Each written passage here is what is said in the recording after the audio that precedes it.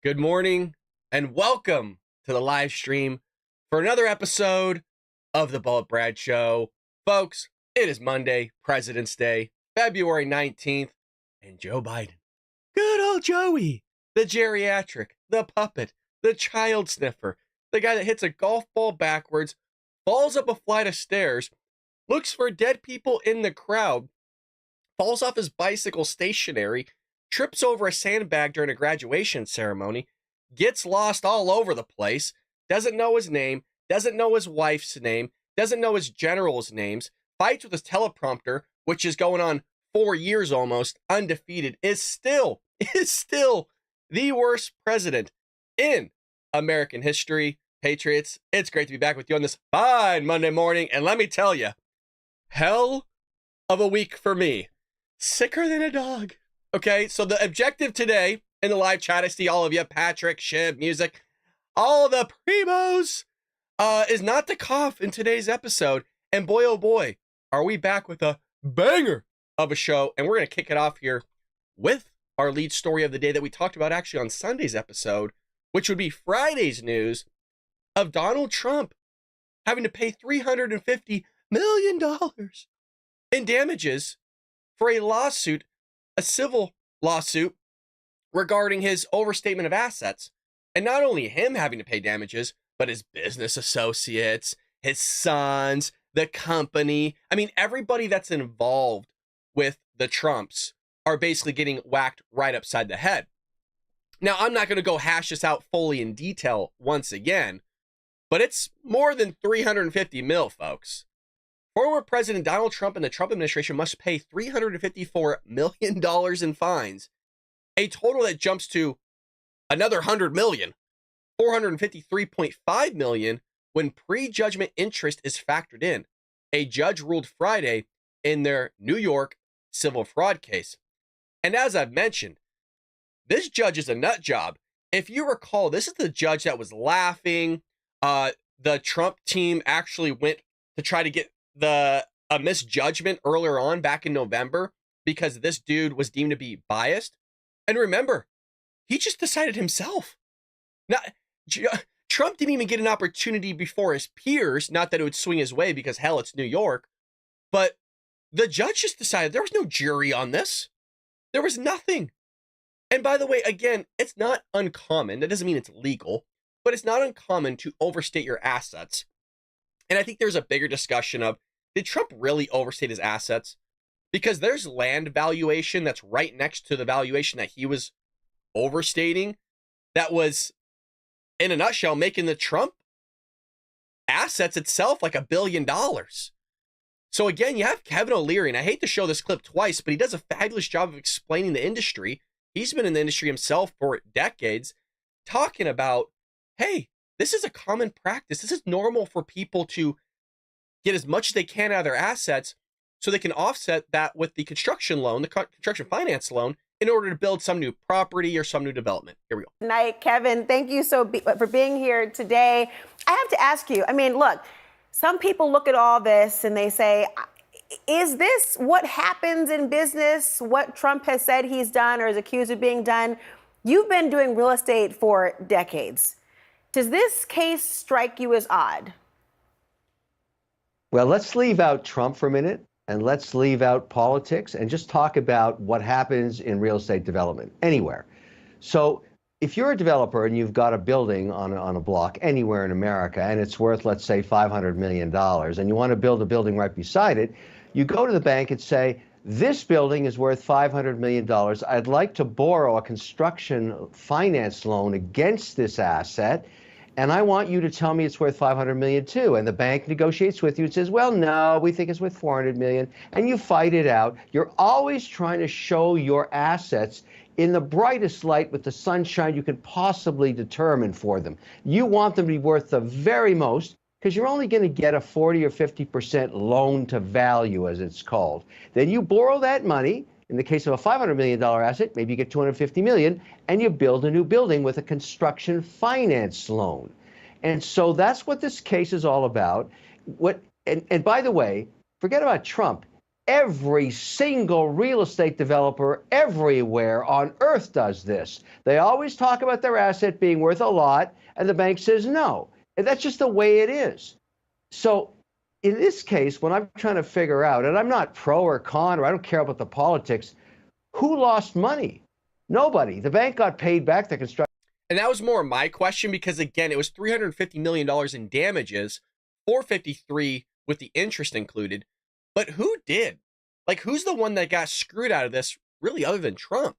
I'm not really seeing New York City being screwed because if the conversation's about the overvaluation of assets and how that could be technically offset in terms of your taxation, which would hurt the revenue of New York. But based on Trump's track history, wouldn't the revenue that you'd get just from the tax purposes of whatever building has been built already or is going to be built is going to far exceed that revenue that would have just been from the overstatement of the asset in the first place? So that one doesn't jive with me either. And don't get me wrong, did Trump, what it seems to be, break the law? Yes, you guys. As you wrote in the chat, I'm not going to try to be biased here, even though I'm a Trump supporter, even though I'm going to vote for Trump. When somebody does something wrong, we got to call it out. If I'm just going with what Fox News is saying or, all these other outlets to try and manipulate you in some way, shape, or form, one, I think that's extremely wrong. And two, that's not just my personality. Again, we're not beholden by a corporation here. We're just going to tell it like it is. So Trump signed the document, folks. Trump signed the document. Whether he willingly knew that the overstatement of assets was there, I have no idea. I would imagine he knows how much his buildings are worth, but, at some point in time, is he stepping away slightly when he signed that? Is he allowing other people to figure out the valuation? Of course. So there's some loosey-goosey stuff, but Kevin O'Leary came out and just completely blasted the judge and the ruling over this fraud case and saying it's un-American.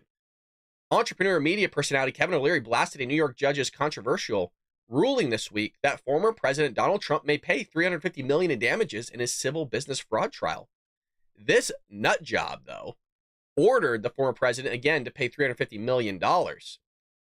Being able to hold any high-level positions, meaning he's banned from holding any high-level positions at any company in the state of New York. Similar punishments and smaller fines were also imposed on both of his sons. O'Leary slammed the ruling in an interview with the New York Post, saying that it threatens the entire real estate industry. I don't know if that's actually true. I think that's a little bit far-fetched for me. Again, if you overstate the assets, Trump right now is, one, being gone after because the left just hates this guy, right? They don't want him to be president. They hate his family. They hate what he stands for.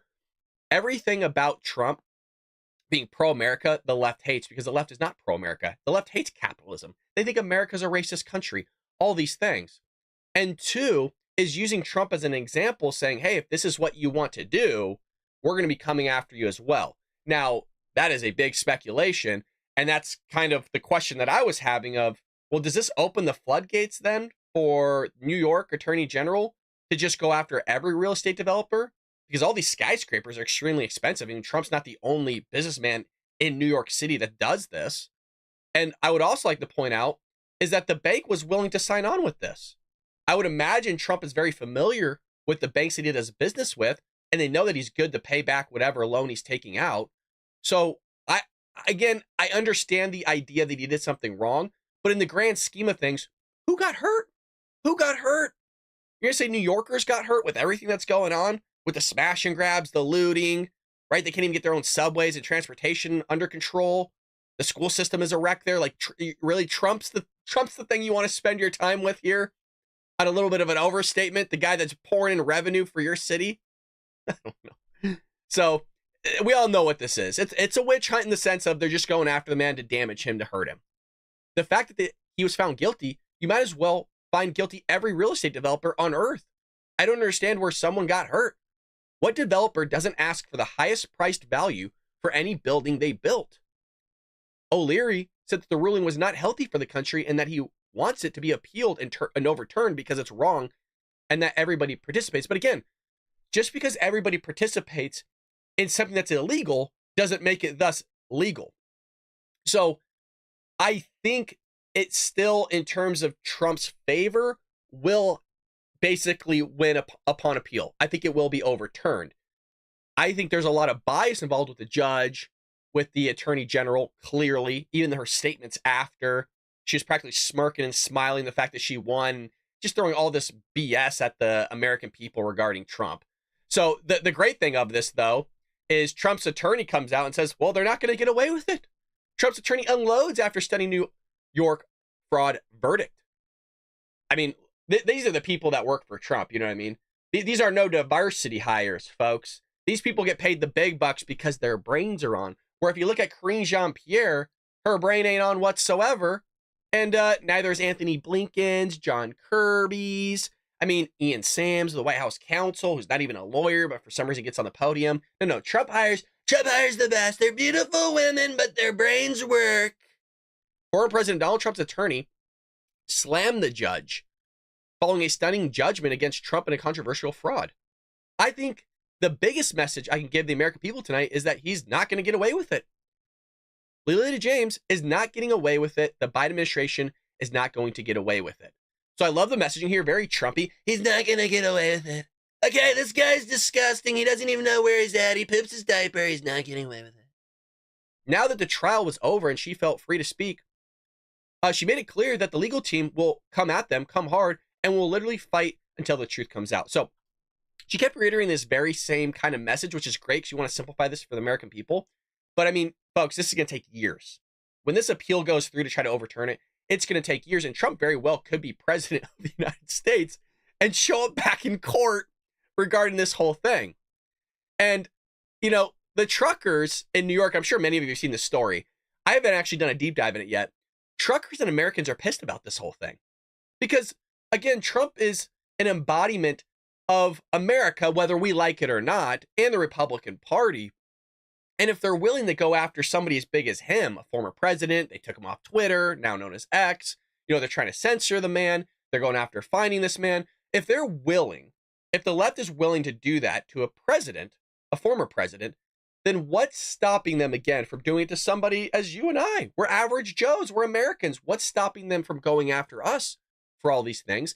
And I think that was more of Kevin O'Leary's message is, well, if they're going to go after him, then you got to go after everybody. And if you don't go after everybody, doesn't that just kind of prove our point of this double standard that the left is doing of just going after Donald Trump and the people that are kind of involved with him, meaning MAGA supporters, conservatives? We've seen it before, folks. We've seen it before. Under Obama, Obama used the IRS to go after conservative Republicans. It's been documented. It's already had a case. It's already been followed up. It's in emails.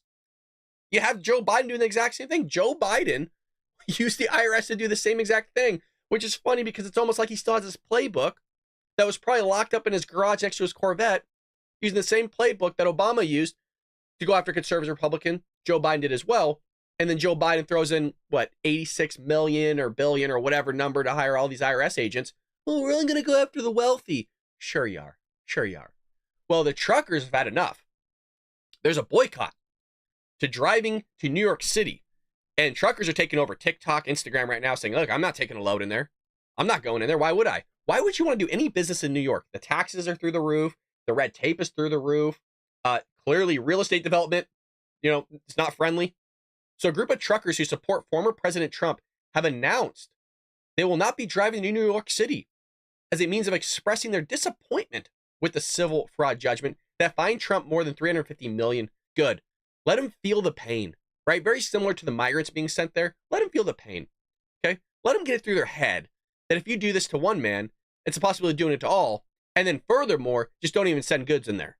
This all comes in the response, again, of Trump being barred from operating and doing business.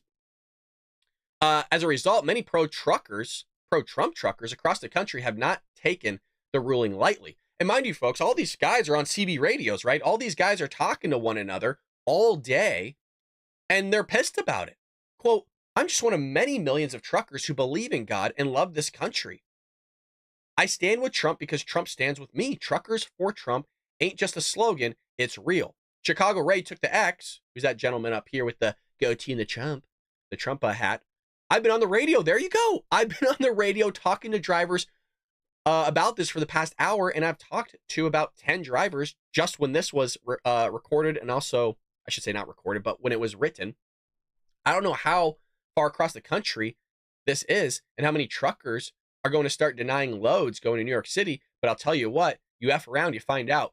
And as of this morning, again, I keep seeing TikToks of truckers denying loads, saying loads aren't going in. So how big of this is it? I'm not sure. We'll have to see if it's something that's huge. But Trump in response, though, he has to pay $350 million in fines. So he sells some shoes. They can't stop the man, you guys. They can't stop Trump. He comes out and starts selling shoes. A capitalist, baby. I mean, those are cool shoes. I wouldn't wear them. One, way out of my price range.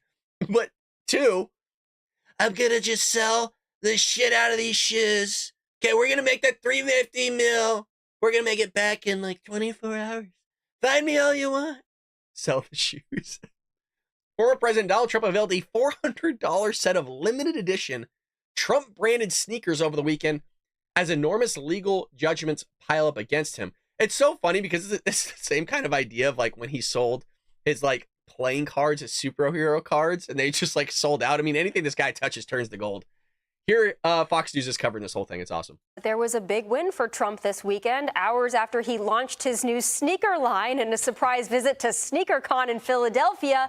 The gold Never Surrender high tops officially sold out. No word yet on if the limited supply of $399 kicks will be restocked. Jason, you're a fashionable guy. Will you be getting yourself some Trump sneakers, bright gold, so you can blend in?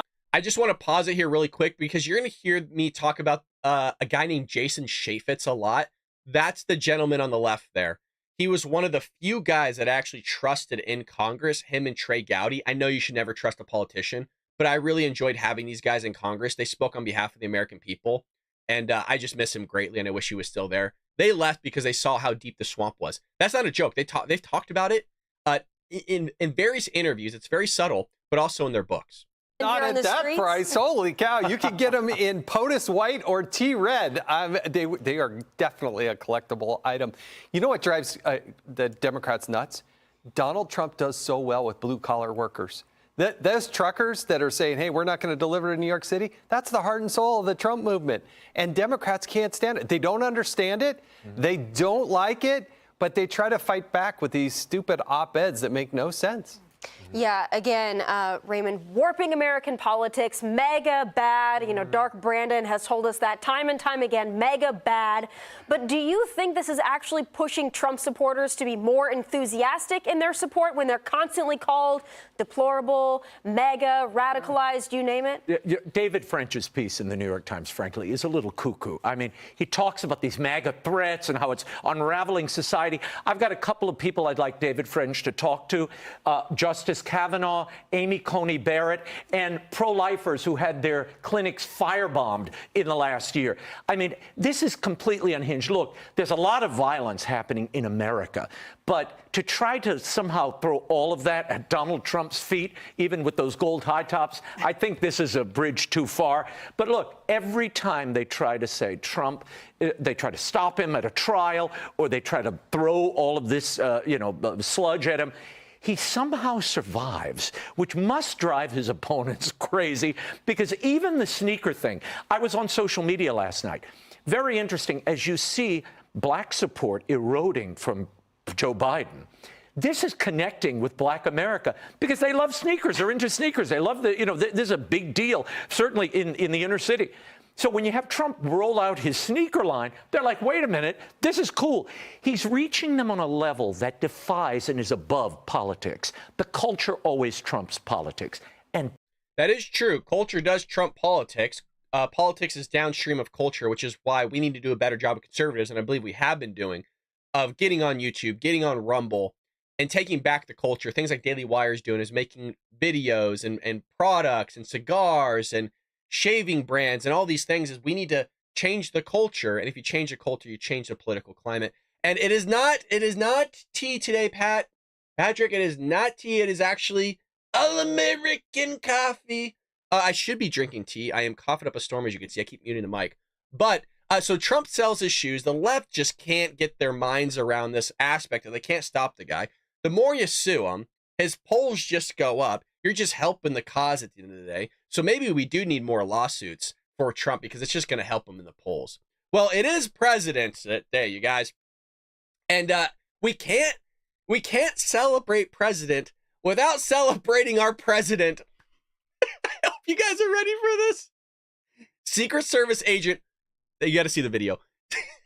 Secret Service agent guards stairs so Biden won't fall boarding Air Force One. This is real, and we have tape of this. A Secret Service agent stands at the bottom of the stairs while President Joe Biden boards Air Force One, even via the shorter stairs. This dude used to take the long bus to get to work. Now he's taking the short bus. He used to take the long stairs and he fell up them multiple times. Now he's taking the short stairs, folks. In order to ensure, here you go, to ensure that the president does not fall. According to a report from the New York Times, Biden has almost exclusively used the shorter stairs since he tripped on a sandbag. I still can't get over it. Tripped over a sandbag during a graduation ceremony, which we talk about all the time in our opener for the show. And in a recent week, Secret Service agents have taken to guarding the base of the stairs while the president is on them. So, yes, we do have a clip here. And yes, we have to show it. I'm so sorry. I don't mean to laugh. It's not right, but geez, Louise. So the president is walking. The president is walking.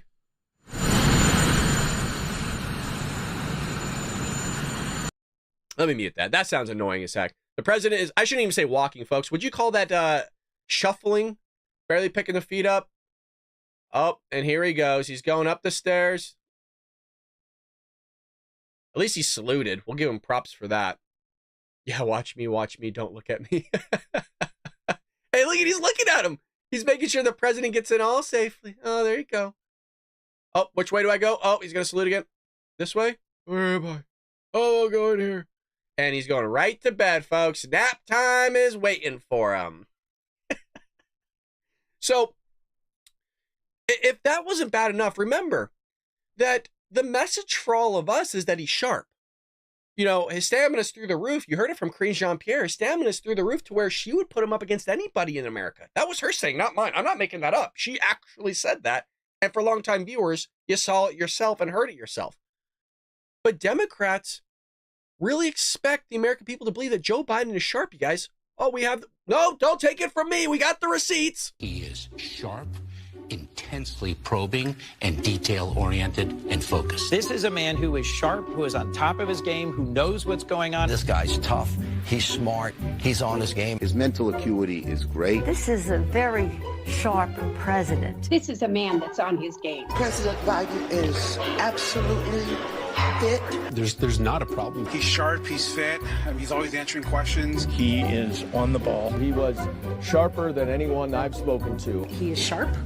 He is on top of things. There's no doubt in my mind that the president is mentally fit for office. Biden has proven himself to have a strong memory. He's completely mentally sharp. He's at the top of his game.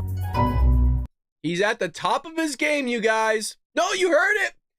Folks, you heard it. He's at the top of his game. He's never been better. He's never been sharper. He's never been stronger, folks. He's never been more awake. He's never, well, let's see from the president himself. Happy President's Day, folks. Beer brewed here, it is used to make the brew beer. My memory is fine. The president of Mexico, Sisi, did not want to open up the gate. A solid meeting with the Mitterrand from Germany, from France, looked at me and said, elderly man with a poor memory. I said, I'm going to be a president for everybody, whether you live in a red state or a green state.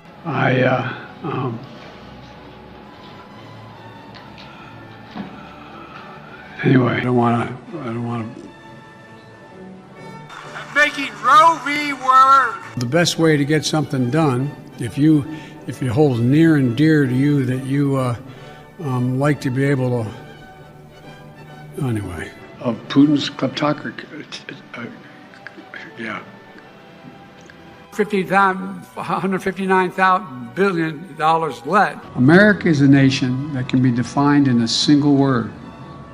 I was going to what am I doing here? 1, 2. A well-meaning elderly man with a poor memory.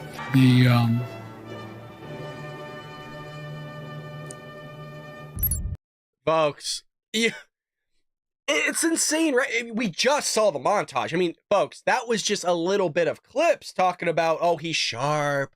You know, he has it all together, right? His stamina's great. Okay, look, the last time I fell off a bicycle stationary was when I was learning to ride a bicycle. This guy's tripped up a flight of stairs multiple times, fallen in graduation ceremonies. And the reason why I also use the graduation ceremony more than really I use a lot of other things that he's done is because he couldn't get back up. Like, the Secret Service had to help him up. Like, he physically was not strong enough to push himself off the ground and fight the laws of gravity because he's not strong enough. He is not strong enough to fight gravity, but he's strong enough to fight Afghanistan, the things that's going there, which we'll see a little bit later, or, you know, Putin. He can't even fight the laws of gravity, and this guy is supposed to fight our adversaries and keep us safe? Folks, he can't even keep himself safe. He trips over a sandbag and can't get up. I always use this. It was reported that White House staffers, and I mean this in all literal sense, are terrified that he's going to trip over a camera cable and break a hip like he's done. The White House has ended. So the White House is an old folks home, but don't worry, you guys. You're being told the truth by the media. You're being told by the politicians. He's sharp. He's sharp. He has it all together. Yeah, I'm telling you, the amount of manipulation is through the roof, right? At least you know I'm going to shoot you freaking straight here on the show. Of course, read between the lines of when I'm being a smart ass and sarcastic and all those things. You know, oh, Trump broke the law. Yeah, okay, so, you know, we move on. Like, why are we so beholden to a lot of these people that you must agree with everything Trump does? That's what I don't get. Like, why do I have to? I like them. I can like somebody and not agree with every damn thing they do. I mean, I'm sure you love your family members, but you don't agree with every damn thing they do. Well, speaking of somebody that I believe had dementia was Ronald Reagan, and here's his daughter, saying it would probably be a good idea to give cognitive tests to presidents. Now, there's a phenomenal book by Lou Cannon on Reagan.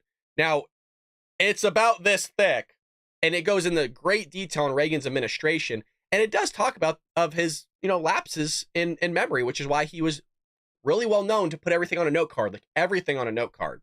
If you've ever been to the Reagan Library, you actually see his note cards on display. So former President Reagan's daughter, Patty Davis, said during an interview over the weekend that she thinks the presidents need to take a cognitive test. And of course, we have a clip of it when she was on Meet the Press. Issue that has been in the forefront right now is the issue of age. Your father, when he was elected at the time, was the oldest person elected president at 69. I know. Now, obviously, the president is in his 80s. Former President Trump, the front runner, is in his late 70s. Do you think there should be cognitive tests for people running for the highest office in the land? Probably, yeah. I mean, in just what we know about what age can do, it doesn't always do that, but it would probably be a good idea. Yeah, I know. My father was 77 when he left office after 2 terms. It seems so young now, doesn't it? Yes. Did it seem at the time old to you? We talked about your dad as being, at the time, the oldest president. I don't think it did, because it was 87, I believe, when he stood in front of the Berlin Wall and said, Mr. Gorbachev, tear down this wall. So that was not someone who was fractured in age. I mean, yes, I probably thought he was old because he's my father, and we think that about our parents, but not in the way that we're talking about now. No, look, stop it. You can be old and hold office. The conversation isn't, is Joe Biden just old? The conversation is that his brain doesn't work, and we're all seeing it, and we're being told that his brain is working. You know what I mean? Like we're being told 2 different things. And I'm so tired of the question for this press in the White House press briefings. Like, do you think the president's age is a factor? Honestly, I don't really think it's a factor of the age. Look at Trump. Trump is selling shoes. He's doing freaking mega rallies. Like, there's thousands of people, and he's talking day in and day out. Right now, Donald Trump, as of today, President's Day, February 19th, Donald Trump has had over 300 interviews. Do you guys want to guess? Put in the live chat because I'm here with you. How many interviews do you think Joe Biden's done? Just throw out a number. Just to give you an idea, I think Obama was like 400 by now. Like, just throw out a number. So Pat, CC, 5. Well, 5 that he probably stayed awake in, yes. But throw in some numbers. 10. Damn. This is why I can't do live, because I find you guys hilarious. It's like 80. I think it's 88. So, and those are interviews. Let's put those in air quotes, interviews. He's falling asleep during these bad boys. He can't answer questions. He's dozing off. They have to pause it so he can use the restroom.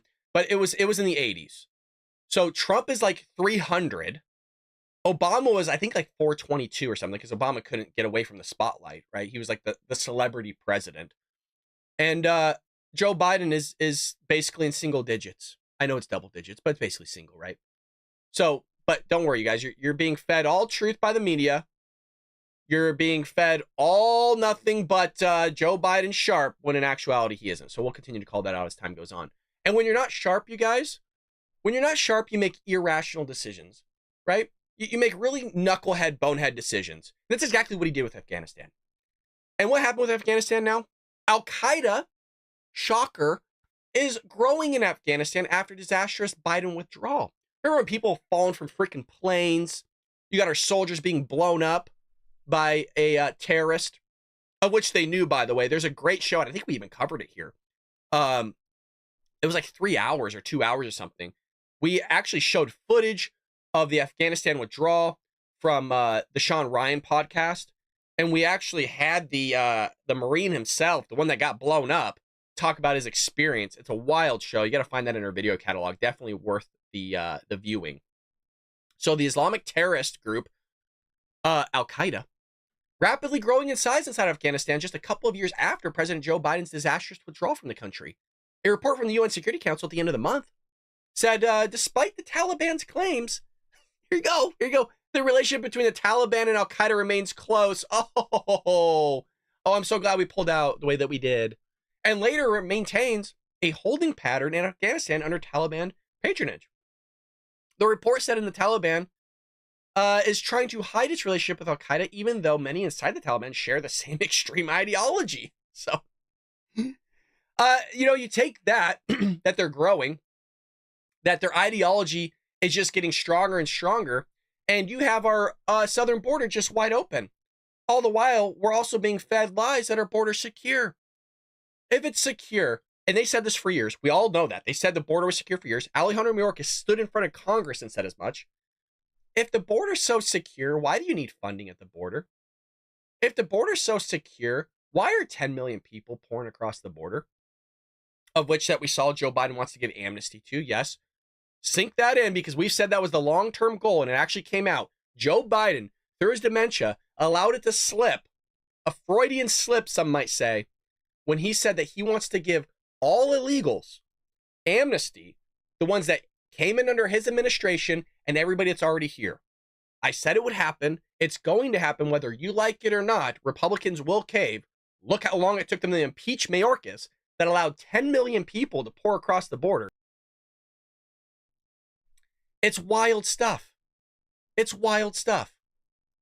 And speaking of the border and illegal immigrants, New York rule change makes thousands of migrants eligible for cash payments.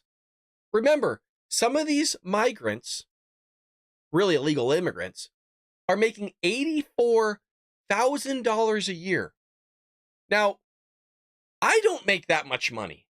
I don't make a lot of money here, okay? They're making more money than Americans are, and they're not even supposed to be here in the first place, and it's coming out of our paychecks. It's insane. They get free food, housing, shelter. They get rental assistance. What? I get reamed on the price of rent. I get a $60 credit in the state of California if I'm lucky for renting. Legal immigrants just get all for free. And if it's not for free, who are they kicking out, folks? Who do we know that they kicked out? We just talked about Afghanistan. Yes, the very men and women that served in Iraq and Afghanistan got kicked out of their hotel rooms and replaced by illegal immigrants. It was also that guy, Joe Biden, that looks confused, as always, that put our troops in parking structures in the cold.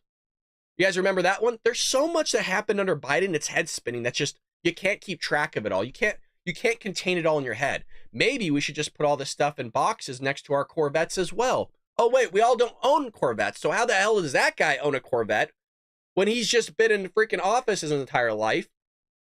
I think we all know why. Allegedly laundering money, or I guess shuffling money from Ukraine, China, Romania, all those other things. So the state of New York, I got off on a little tangent, a little bit of a rant.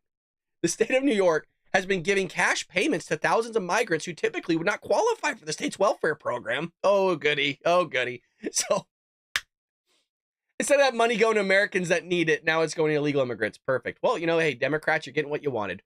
And you know what? I don't wish this upon anybody, but there has to be some Democrats out there that are looking to get welfare or looking to get some sort of check and can't get it because they don't have any money, meaning the state.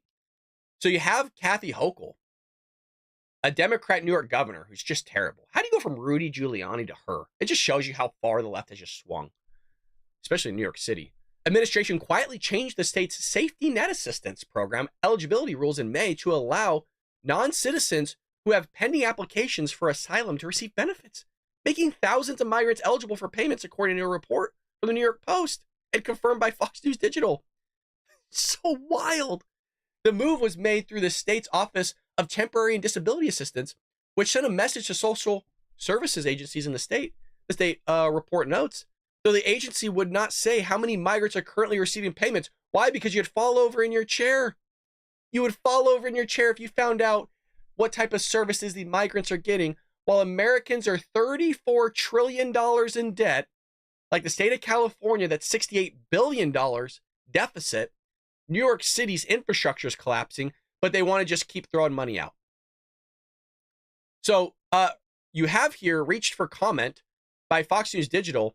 An OTDA spokesperson said just a small portion of the $4.3 billion set aside for migrant crisis. Folks, this is what this is what a state set aside for the migrant crisis.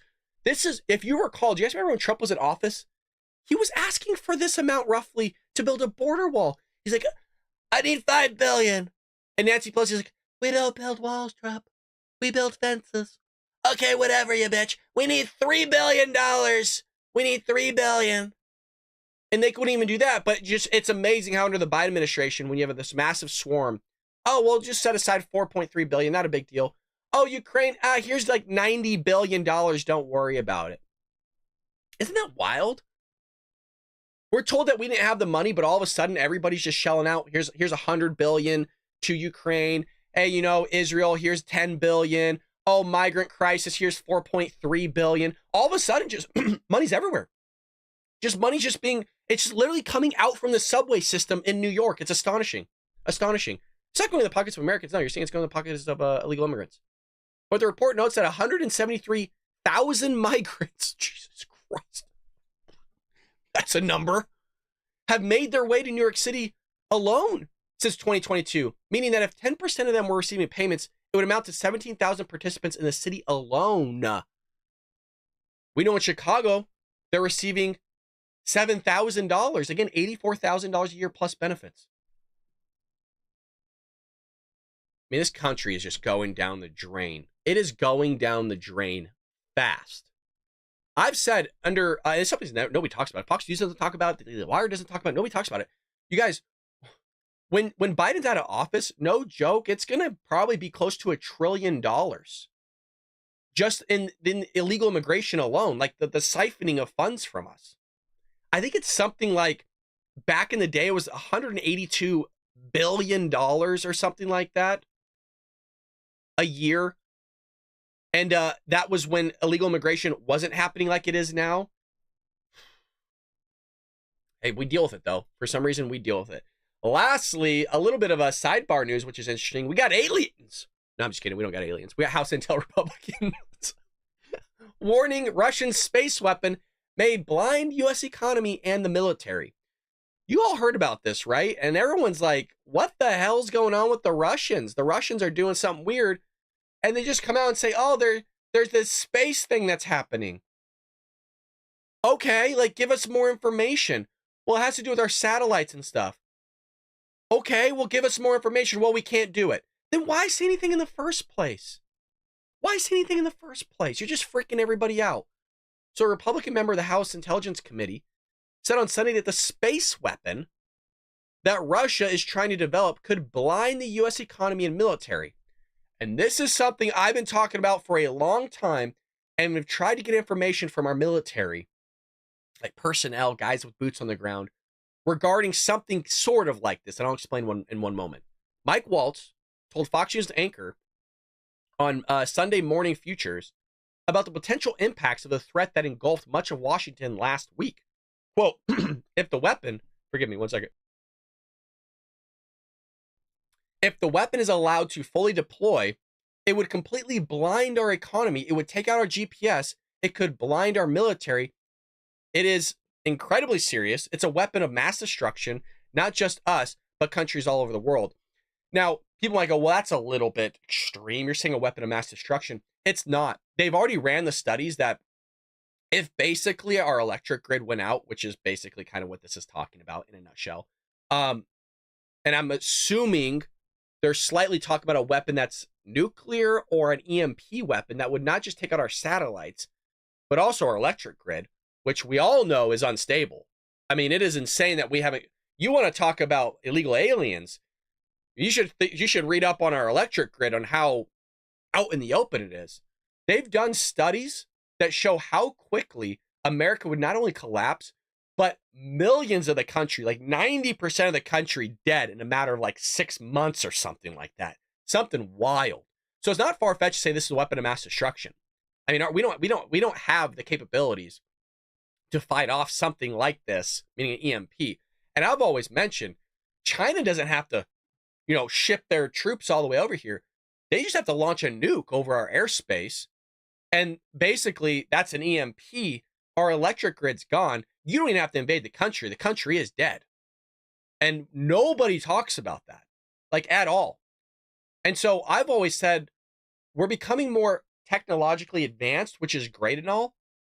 But with the advantages of the technology come also the disadvantages of how you going to operate the motherfucker when it doesn't work. You know what I mean? You don't have GPS. Like when in the 40s, you know, my grandfather was in Pearl Harbor. Like at least yes, there was technology and electricity, of course, but it was also like the you know, I don't know how to describe it. Like actual machinery, you know what I mean? It's not just like wires and cables and some robot freaking driving the damn thing. So I've always said, like, are we in the position here of not being screwed by EMPs? Because I think, folks, if you recall, Congress wanted to make our military electric. Did you guys remember that? Kamala Harris, Nancy Pelosi, and these idiots in the Democrat Party, they want to make our whole military, all our vehicles electric. And I was like, no, for the love of God, please don't. Make them how you used to, so that if an EMP did go off, it's not going to get fried and you can still drive the damn thing. Hopefully I'm making sense to you guys in the live chat. Hopefully I'm making sense here. The issue came to light in the last past week. God, I sound like Joe Biden. In the last past week of the future of the never behold. The issue came to light in the past week when House Intelligence Chairman Mike Turner released a statement calling on the Biden administration to declassify intelligence about a destabilizing military capability from a hostile foreign power, which alarmed everybody, as you would imagine. In the ensuing days, the White House conceded Russia has been working on an anti-satellite capability, but stressed that it had been not deployed. And Turner has faced blowback for going public after the panel made some details available to the House members. So I don't know what the end goal was. I don't know if it's to make a big deal over it and get the spotlight on it. But, you know, Russia has something, folks. They have something. Well, that's the show. I hope you appreciated it. I figured we'd go live because I was gone for like 4 days on my deathbed. We're still a little bit sick here. Still slightly a cough, but I appreciate you guys having the understanding and bearing with me. Trying to get a little bit of rest. Had the day off work, so I figured, hell, let's do a live show. I wish we could do this every day, but just so y'all know, when the show goes live in air quotes because it's pre-recorded, this one isn't, of course. I can see you guys right now. Salute you, Patriots. I'm usually at work already, so I'm in there kind of chatting with you. Glad you're back. Thanks, guys. And you know what? Hey, I actually, thanks for the reminder too, slightly there. Thank you for all the nice comments you guys wrote to me in the community tab. That was really nice of all of you. Say, hey, get well soon. Hey, we understand. Like I didn't feel stressed. You know, when you guys pay your hard-earned money for the show, and again, Pat, thanks so much for the donation yesterday. I really do appreciate that because Bidenomics sucks, right? Bidenomics is terrible, and you know, you guys sending your hard-earned money over here to a knucklehead like me is greatly appreciated. But just your comments, I didn't feel stressed. I didn't feel the need to like have to come back too early and kind of push it a little bit. So like, I just appreciate that, folks. So with that being said, we'll be back tomorrow. We'll see what happens in the news today. Tomorrow will again be premiere. We're not gonna do a live show because I gotta go back to work. But with that being said, Patriots, I'll see you tomorrow here on the Bald Brad Show.